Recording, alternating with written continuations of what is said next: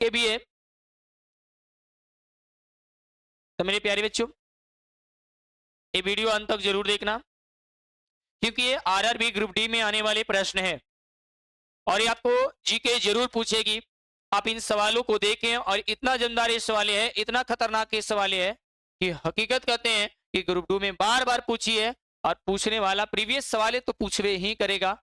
तो मेरे प्यारे बच्चों, इन सवालों को ध्यान से देखें और पढ़ाई करें और मेहनत करें, ठीक है। तो देखिए इसमें क्या है, हमने लिखा है यहाँ पे कि प्लासी का युद्ध किस वर्ष लड़ा गया था। प्लासी का युद्ध किस वर्ष लड़ा गया था? तो सभी विद्यार्थी जानते हैं कि 1757 ईस्वी में प्लासी का युद्ध हुआ था कि नहीं? तो प्लासी का युद्ध जो लड़ा गया वो 1757 में लड़ा गया था। चलिए इसके बाद है अगला सवाल। अगला सवाल है कि करो या मरो का नारा, करो या मरो का नारा महात्मा गांधी ने किस आंदोलन के दौरान दिया गया था? किस आंदोलन के दौरान दिया गया था? करो या मरो का नारा जो है किस आंदोलन के दौरान? क्या असहयोग आंदोलन? ये तो एकदम फिक्स नहीं होगा, असहयोग आंदोलन में है ही नहीं था। सविनय अवज्ञा आंदोलन, इसमें भी नहीं होगा। भारत छोड़ो आंदोलन में ही करो या मरो का नारा दिया गया था, याद रखना।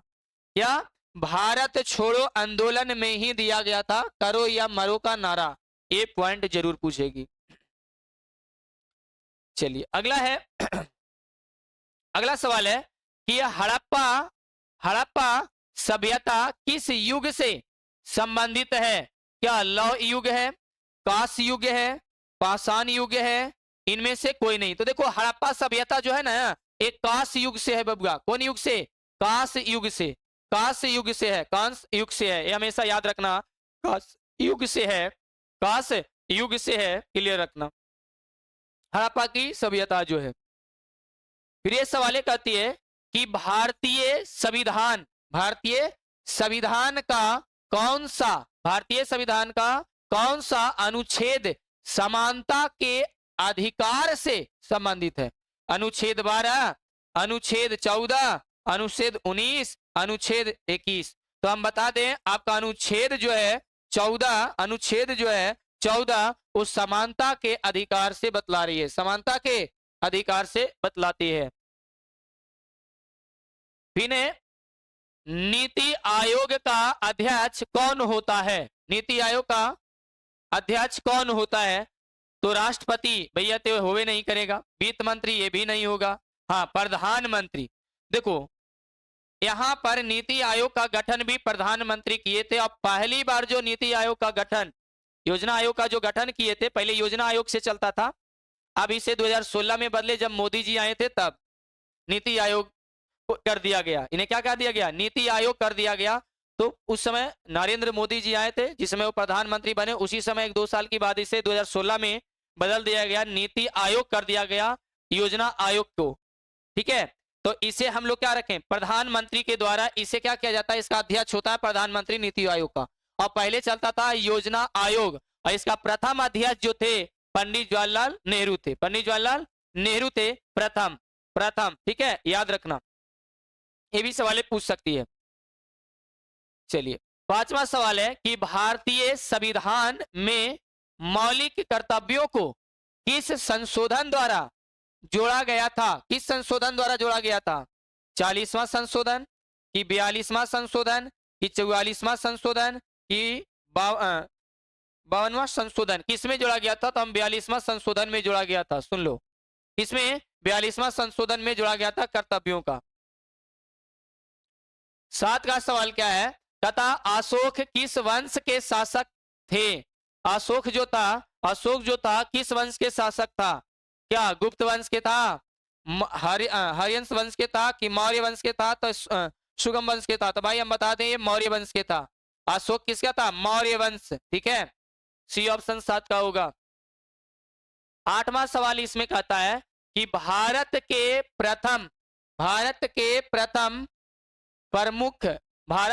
प्रथम मुख्य चुनाव आयुक्त कौन थे? टी.एन. शेषन कि एम.एस. गिल कि सुकुमार सेन कि JM सिंह दोई, तो हम बता दें सुकुमार सेन थे। कौन थे? सुकुमार सिंह, सुकुमार सेन थे। अगला है कि महात्मा गांधी ने अपना पहला सार्वजनिक भाषण कहाँ दिया था? महात्मा गांधी ने अपना पहला सार्वजनिक भाषण कहाँ दिया था? बॉम्बे, वाराणसी, चंपारण की सूरत? कहाँ दिया था? बॉम्बे, वाराणसी, चंपारण की सूरत? बोलिए जल्दी, कहाँ दिया था? तो हम आपको बता दें सबसे पहला भाषण वाराणसी दिए थे। कहाँ दिए थे बबुआ? वाराणसी। कहाँ दिए थे? वाराणसी, शुरुआत में वाराणसी दिए थे, हमेशा याद रखना। आगे कहता है खजुराहो के मंदिर किस राज्य में स्थित है? खजुराहो के मंदिर किस राज्य में स्थित है? उत्तर प्रदेश में कि बिहार में कि मध्य प्रदेश में कि महाराष्ट्र में? जल्दी से बोलेंगे। खजुराहो के मंदिर किस राज्य में स्थित है? जल्दी से बच्चे। अच्छा, मध्य प्रदेश, बहुत अच्छे। कहाँ है? मध्य प्रदेश में। कहाँ है? मध्य प्रदेश में। विश्व का सबसे बड़ा महाद्वीप कौन सा है? विश्व का सबसे बड़ा महाद्वीप? अफ्रीका, उत्तरी अमेरिका, एशिया, यूरोप? क्या होगा? तो आपका एशिया महाद्वीप। क्या होगा? एशिया महाद्वीप होगा। ठीक है, एशिया महाद्वीप होगा। फिर इसमें दिया है कि वायुमंडल की सबसे निचली परत कौन सी है? निचली परत कौन सी है? समताप मंडल, आयन मंडल की क्षोभ मंडल की बहिर्न मंडल? कौन होगा? बहिर् मंडल। क्या होगा? जल्दी से बताएं। तो क्षोभ मंडल। क्या होगा? क्षोभ मंडल। क्या होगा? क्षोभ मंडल।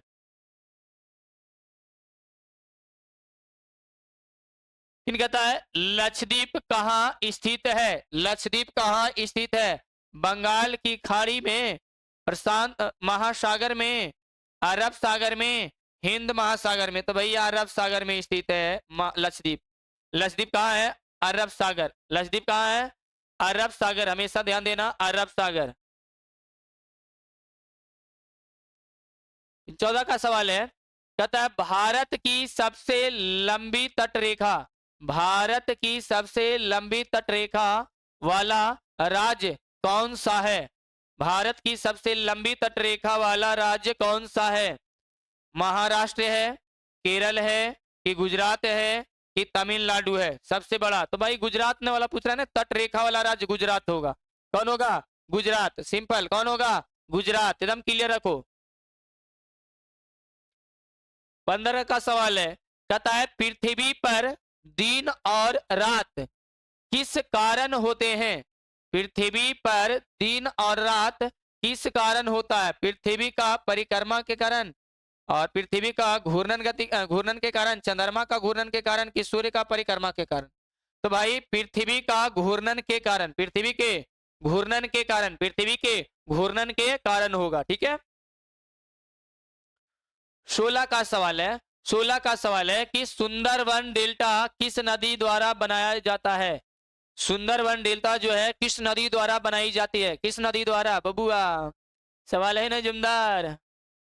चलिए, किस नदी द्वारा बनाई जाती है? महानदी द्वारा, कृष्णा नदी द्वारा कि गंगा और ब्रह्मपुत्र नदी द्वारा कि गोदावरी नदी द्वारा? किसके द्वारा बनाई जाती है? जल्दी से बोलेंगे, जल्दी से। चलिए, तो हम आपको बता दें ये नदी जो बनती है ये गंगा और ब्रह्मपुत्र, गंगा और ब्रह्मपुत्र, गंगा और ब्रह्मपुत्र नदी द्वारा बनती है। Option C. ऑप्शन क्या हो जाएगा आपका? ऑप्शन सी हो जाएगा। ठीक है। काजीरंगा राष्ट्रीय उद्यान किस राज्य में स्थित है? काजीरंगा राष्ट्रीय उद्यान किस राज्य में स्थित है? पश्चिम बंगाल में, असम में, मेघालय में कि त्रिपुरा में? कहाँ स्थित है? जल्दी से बताएंगे बच्चे। चलिए, असम में बोल रही है। चलिए ठीक है, असम में होगा। कहाँ है? असम में। कहाँ होगा? असम में।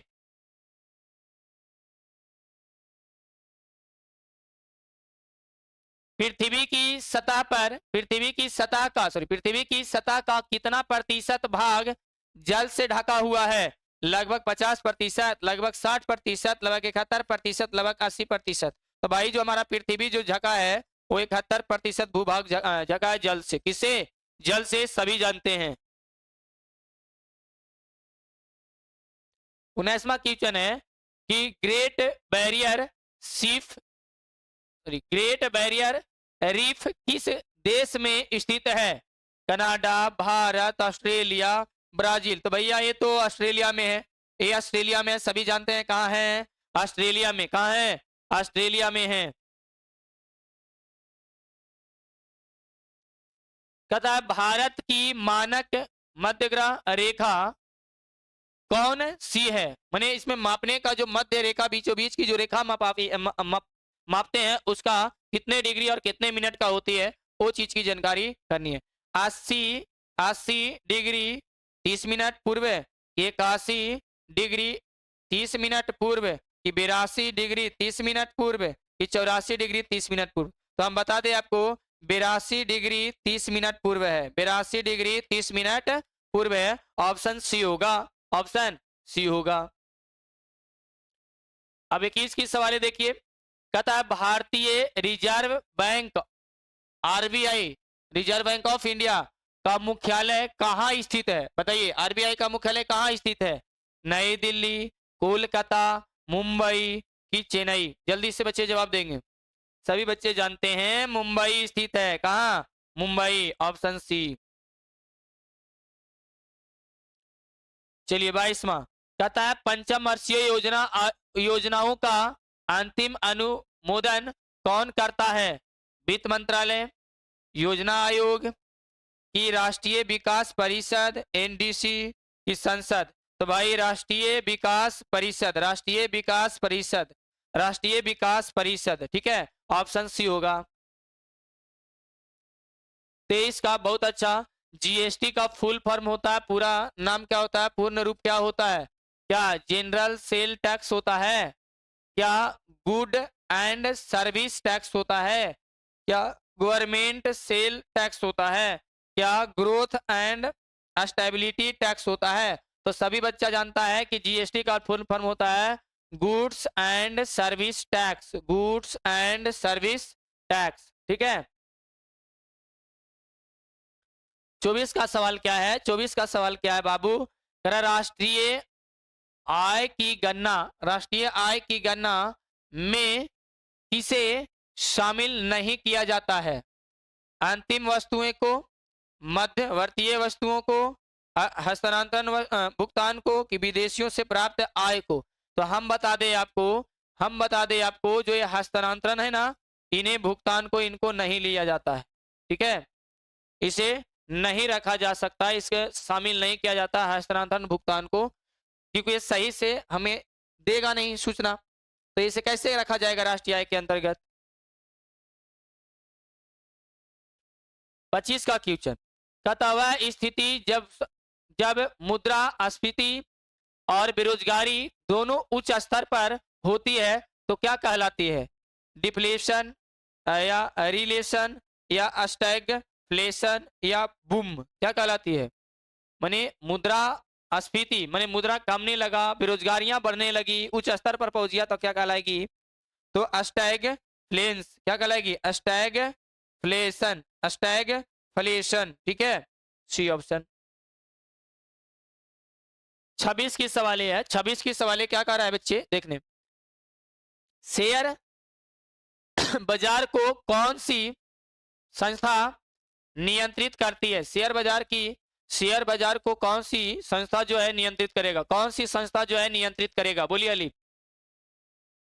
आरबीआई, IRDAI की SEBI की PFRDA? तो हम बता दें इसकी जो नियंत्रण करेगा सेबी। समझ में गया? ये बैंक जो है ने सबसे ज्यादा कंट्रोल करेगा किसको? शेयर बाजार को। इसे हिंदी में सेबी भी बोलते हैं, सेबी। ठीक है, समझ गया? SEBI। 27 के कहता है नीली क्रांति किससे संबंधित है? अनाज उत्पादन से, दूध उत्पादन से, मछली उत्पादन से, कि तेलहन उत्पादन से, जल्दी से बताएंगे। नीली क्रांति जो है किसके उत्पादन से है? तो देखो नीली, तो नीली का पानी नीला दिखेगा बहुत सारे, तो यहाँ पर मछली उत्पादन से, किसे? मछली उत्पादन से, किससे? मछली उत्पादन से, याद रखना। नीली क्रांति, हरी क्रांति गेहूं उत्पादन। भारत में हरित क्रांति का जनक किसे माना जाता है? हरित क्रांति का जनक बनर्जी कुरियन का, एम.एस. स्वामीनाथन का, कि नॉर्मन बोरलॉग का, कि एल.के. झा को? तो बता दे ऑप्शन बी होगा एम.एस. स्वामीनाथ। एम.एस.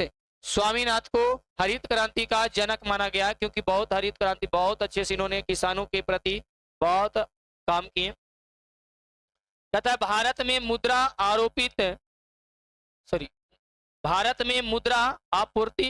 आपूर्ति को कौन नियंत्रित करता है? वित्त मंत्रालय करता है, कि वाणिज्य मंत्रालय करता है, कि भारतीय रिजर्व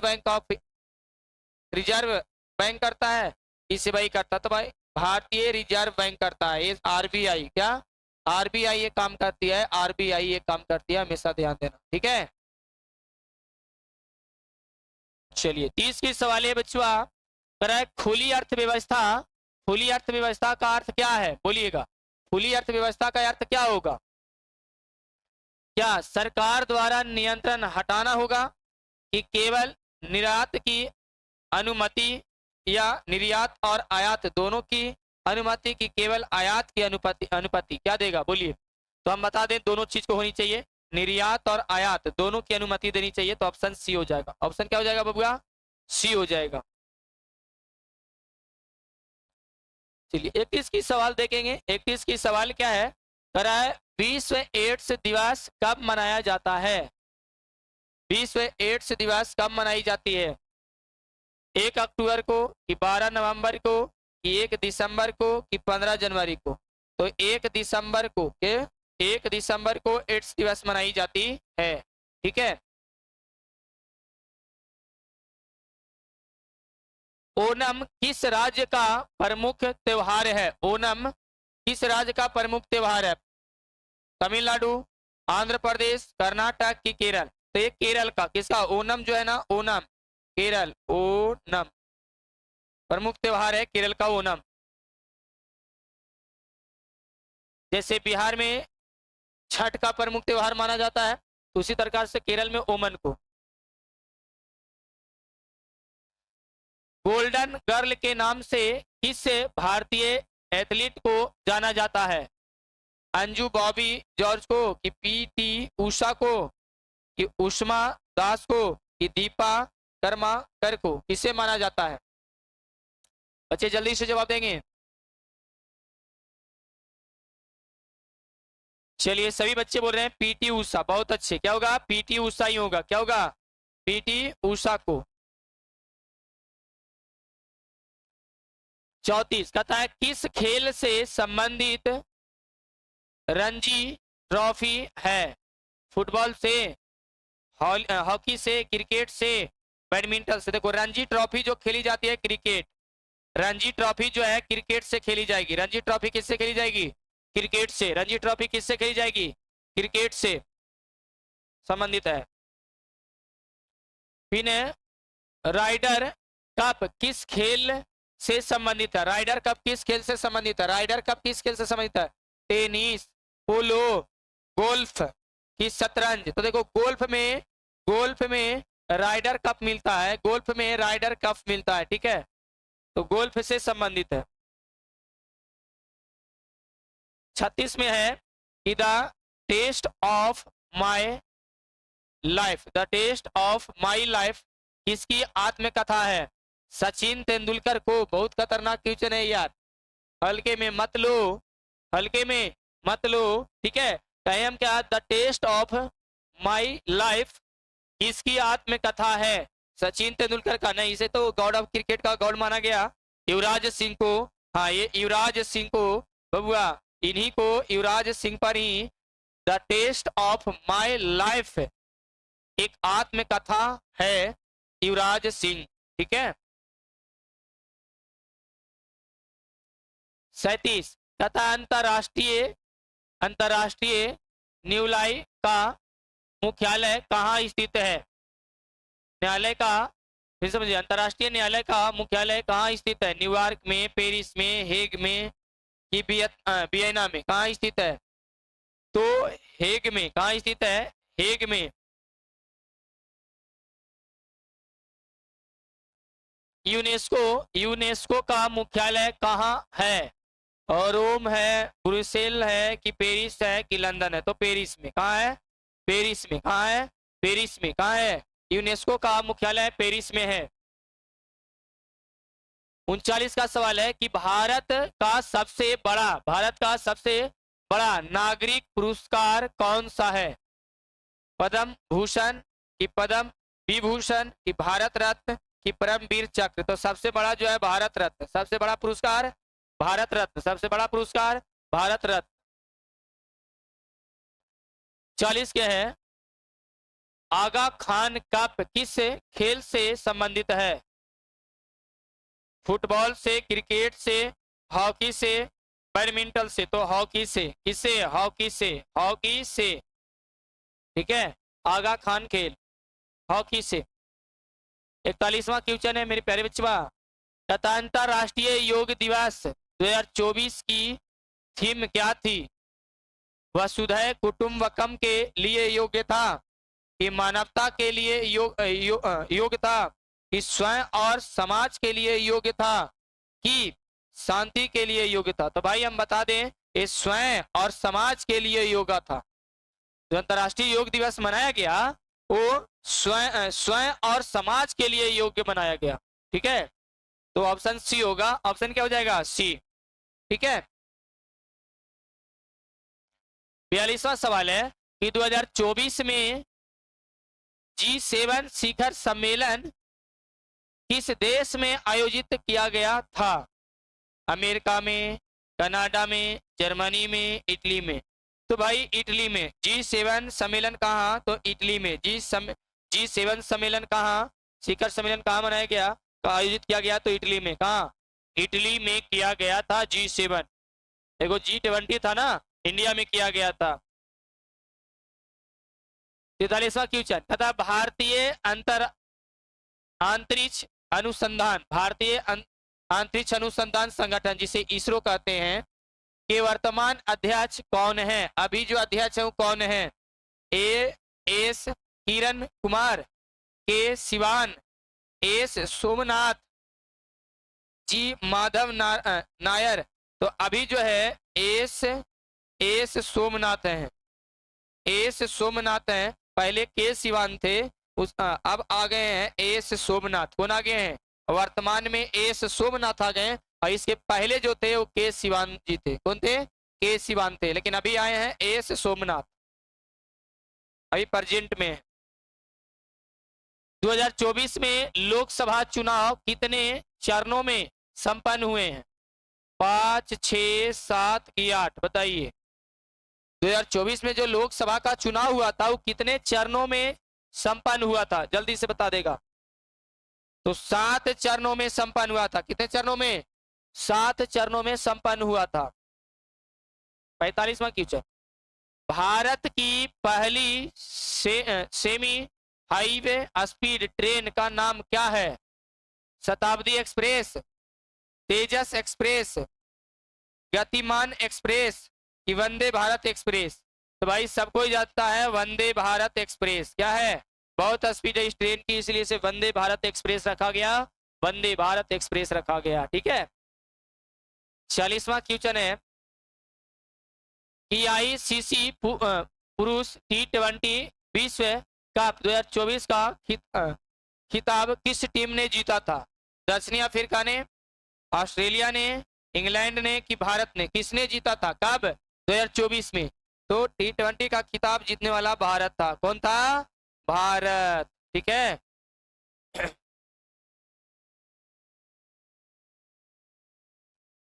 भारत का पहला एआई शहर कहाँ विकसित किए जाएगा? भारत का पहला एआई शहर, एआई आर्टिफिशियल इंटेलिजेंस का जो शहर है वो कहाँ? हैदराबाद, बेंगलुरु, पुणे कि लखनऊ? तो लखनऊ में भैया यहाँ एआई का बहुत बड़ा खजाना है। यहाँ पर ये विकसित किया जा रहा है। लखनऊ में एआई आर्टिफिशियल इंटेलिजेंस जो है ये कंपनियां यहाँ चलने जा रही है, यहाँ विकसित किया जा रहा है लखनऊ में। कहाँ? लखनऊ में। रोबोट ये सब का निर्माण यहीं होती है। चलिए 48वां कहता है चंद्रयान 3 मिशन के लैंडर का नाम क्या था? चंद्रयान 3 मिशन के लैंडर का क्या नाम था? प्रज्ञान, विक्रम, बाहुबली की भास्कर, क्या नाम था? जल्दी से बताएंगे। चंद्रयान 3 मिशन के लैंडर का नाम क्या था? बच्चे जल्दी से बताएंगे। तो विक्रम लैंडर। क्या नाम था? विक्रम लैंडर। विक्रम लैंडर ये उन्हीं वैज्ञानिक के नाम पर दिया गया था जिन्होंने निर्माण किया था। विश्व प्रेस स्वतंत्रता दिवस कब मनाया जाता है? विश्व प्रेस स्वतंत्रता दिवस कब मनाया जाती है? 1 मई, 3 मई, 5 मई, 7 मई। तो 3 मई को मनाई जाती है। कब? 3 मई को मनाई जाती है। आपका अंतिम सवाल है, आपका अंतिम सवाल है, क्या टोक्यो ओलंपिक 2020 में भारत के लिए पहला स्वर्ण पदक किसने जीता था? मीराबाई चानू ने, कि रवि कुमार दहिया ने, कि बजरंग पुनिया ने, कि नीरज चोपड़ा ने? तो सबसे पहले बता दें 2020 में नीरज चोपड़ा जीत करके आए। तो उस दिन लॉकडाउन था बबुआ, बहुत हल्का मची थी। नीरज चोपड़ा ने 2020 में एक स्वर्ण पदक जीत करके लाए थे। भाला फेंक वाला में कहानी जानते हैं कि जो कोई नहीं जानता था कि भाला फेंक के लिए ओलंपिक भी होता है, उसमें नीरज चोपड़ा ने क्या करके लाए थे? एक गोल्ड मेडल लाए थे, गोल्ड स्वर्ण पदक जीत करके लाए थे। तो मेरे प्यारे बच्चे ये बहुत अच्छे सब जीके दिए हैं, आप देखें भी, ठीक है। तो ऐसा अगर डेली चाह रहे हैं और हमें ग्रुप डी को आरआरबी में जो ग्रुप डी सवाले हैं वो मिले, तो इस तरह से सवाले बहुत अच्छे से तैयार कर रहे हैं। तो मेरे प्यारे बच्चे ये अपने बच्चों को भी अपने बच्चों के पास भी शेयर कीजिए और थोड़ा चैनल को भी सब्सक्राइब कर लिया कीजिए जिससे आसान लगे, ठीक है। चलिए